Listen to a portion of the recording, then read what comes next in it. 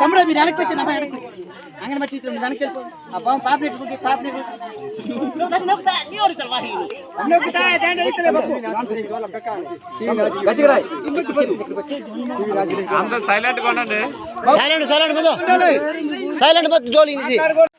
మన్యం జిల్లా కలెక్టర్ గారు సార్, మీరు ముస్తాబా కార్యక్రమంతో మన జిల్లాకి మంచి పేరు వచ్చింది. చంద్రబాబు నాయుడు గారు మంచి పొగిడారు సార్.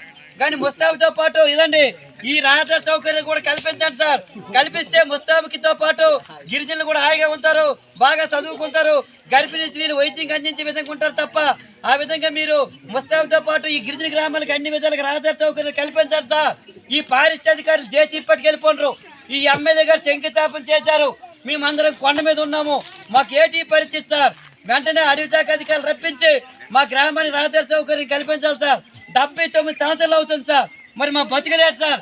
కాబట్టి కలెక్టర్ గారు సార్, మీరు ఒక్కసారి ఏమైనా అనుకోకుండా దయచేసి మా గ్రామానికి మీరు కూడా పీఓ గారు ఒకసారి వస్తే మీకు దగ్గిటుండి డోలి మాటలతో దగ్గిటుండి మీకు ఏ మాత్రం రాళ్ళు కూడా నడకుండా కాలు కూడా ఇబ్బంది పడకుండా మీకు మోసుకొని మా ఊరు తీసుకెళ్ళి చూపిస్తాం సార్.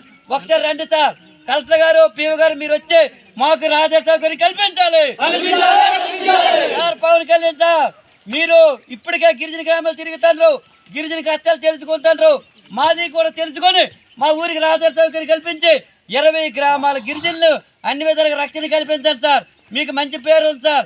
జిల్లాను రాష్ట్రాన్ని ముందు నడిపిస్తున్నారు సార్.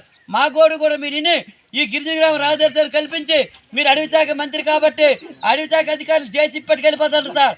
ఆ జేసీబీని రప్పించి మాకు రహదారి సౌకర్యం కల్పించాలని మీకు మనస్ఫూర్తిగా కోరుకుంటున్నాను.